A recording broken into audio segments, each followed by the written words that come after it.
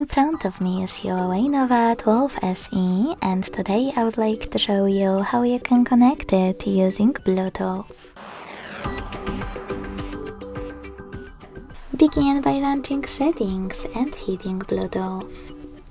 Then tap on this switcher next to it to activate it and wait for available devices to show up after selecting Allow in the pop-up.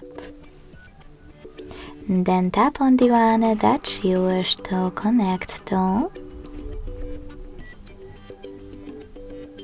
Select Pair in the pop-up and wait for the other device to do the same. As you can see, my devices were successfully connected. To disconnect them, use this gear next to the device and hit Unpair at the bottom.